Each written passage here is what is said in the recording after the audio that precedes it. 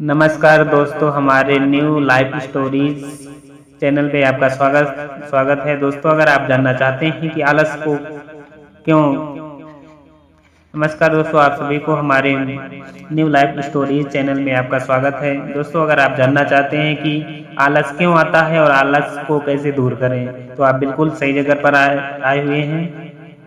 दोस्तों, अगर आप इस वीडियो को अंत तक ध्यान से देखेंगे तो गारंटी से के साथ कह सकता हूं कि आपका जीवन बदलना तय है। इसलिए इस वीडियो को अंत तक जरूर देखें।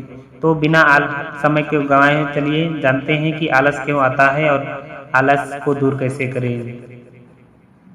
दोस्तों, किसी ने बड़ी कमाल की बात कही है कि आलसी वही है जिसके जीवन में कोई बड़ा लक्ष्य नहीं, जो जीवन को जीना नहीं काटना चाहता है।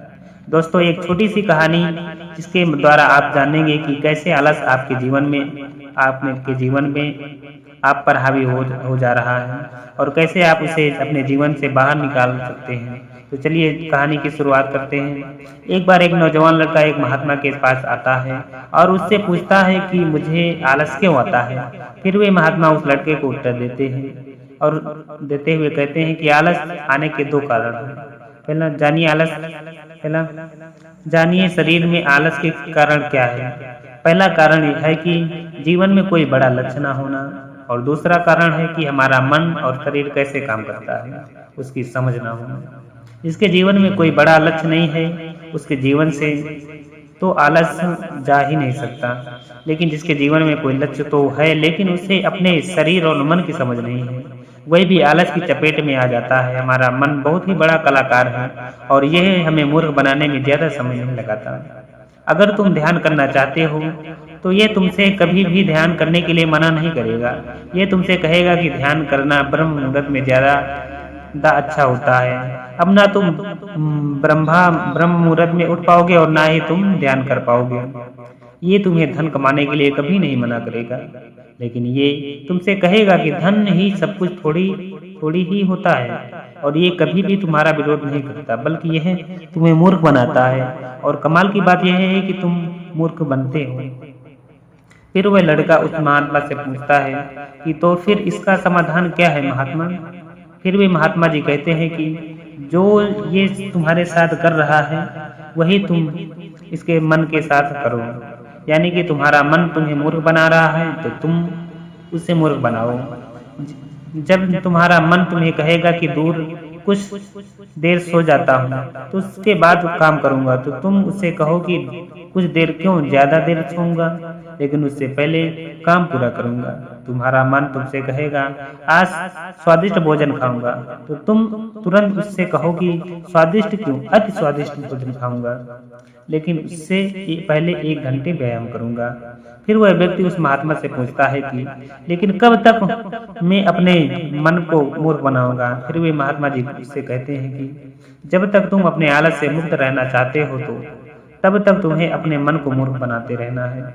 फिर वह व्यक्ति पूछता है कि कभी कभी तो ऐसा होता है कि मुझे अफसोस होता है कि मैं अपने जीवन में कुछ कर नहीं पा रहा हूँ, क्योंकि मेरे भीतर से ही कुछ करने का मन ही नहीं करता। फिर ऐसी स्थिति में मैं क्या करूँ। वे महात्मा जी कहते हैं कि मन को तो तुम मूर्ख बना सकते हो, लेकिन शरीर को तुम्हें समझना होगा। हमारा शरीर चलता है भोजन से, और अगर तुम मरा हुआ भोजन खाओगे तो वह तुम्हें ऊर्जा कैसे देगा। मरे हुए भोजन का अर्थ है यह है कि ऐसा भोजन जो व्यक्ति अपने सिर्फ स्वाद के लिए खाता है, जिससे शरीर का उचित विकास नहीं होता है, जैसे कि मिठाइयाँ, पिज्जा, बर्गर आदि। इसलिए भोजन ऐसा करो जो तुम्हारे भीतर ऊर्जा पैदा करे, ना कि आलस, जैसे कि फल और घर का सादा भोजन आदि। फिर वह लड़का महात्मा से पूछता है कि महात्मा मैं शुरुआत कैसे करूं। महात्मा जी कहते हैं कि शुरुआत करो एक बड़ा लक्ष्य निर्धारित करने से, यानी एक बड़ा लक्ष्य बनाओ। तुम्हारा लक्ष्य केवल कहने के लिए बड़ा नहीं होना चाहिए, बल्कि उस लक्ष्य के साथ तुम्हारी भावनाएं जुड़ी होनी चाहिए। अगर तुम्हारा लक्ष्य ऐसा है जिसके बारे में सोचकर ही तुम्हारे आंखों में आंसू आ जाते हैं, तो तुम्हें कुछ और करने की जरूरत नहीं है। फिर तुम्हारा लक्ष्य ही तुमसे सब कुछ करवा देगा। और अगर लक्ष्य इतना बड़ा नहीं है कि या फिर तुम्हारी भावनाओं के साथ जुड़ा हुआ नहीं है, तो फिर अपने लक्ष्य को खोजना ही अपना लक्ष्य बनाओ। जिस प्रकार भगवान बुद्ध ने बनाया था। उन्हें पहले अपना लक्ष्य थोड़ी ही पता था कि वह वहाँ मिल जाएगी मंजिल। वे तो सिर्फ वो निकल पड़े थे। आशा आशा थी मन में, लेकिन वो भी टूटने लगी थी। लेकिन अंदर से प्यास इतनी गहरी थी कि लक्ष्य को पाकर ही रही। जब तक तुम्हें ये पता नहीं चलता कि तुम्हारा लक्ष्य क्या है, तब तक तुम अपने मन को मूर्ख बनाते रहो, जैसे वो तुम्हें बना रहा था। कोई भी व्यक्ति शराबी बनना नहीं चाहता, लेकिन उसका मन उसे मूर्ख बनाकर उसे एक शराबी बना देता है। कोई भी व्यक्ति चोर बनना नहीं चाहता, लेकिन यह मन उसे बार बार मूर्ख बनाकर उसे एक चोर बना देता है। एक बात को तुम हमेशा याद रखना कि जब तक तुम बुद्धि से ऊपर उठकर बुद्ध नहीं हो जाते, तब तक तुम्हारे पास दो विकल्प हैं। या तो तुम अपने मन के द्वारा मूर्ख बनो, या फिर तुम इसे मूर्ख बनाओ। बीच का कोई रास्ता नहीं है। अगर तुमने अपने मन में को मूर्ख बनाना बंद कर दिया, तो ये मन तुम्हें मूर्ख बनाना शुरू कर देगा।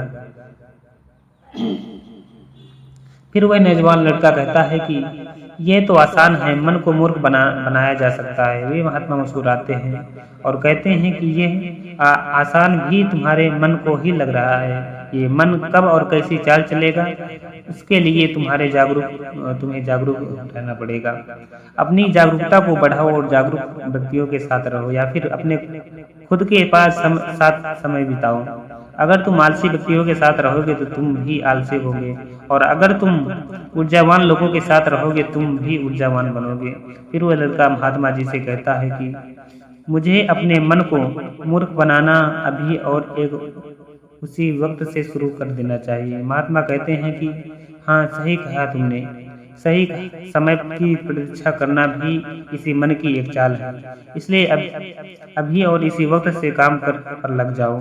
दोस्तों, जो लोग अभी इस वीडियो को देख रहे हैं, क्या आप भी सही समय का इंतजार कर रहे हैं, या फिर इसी समय को सही बनाने की ठान चुके हैं?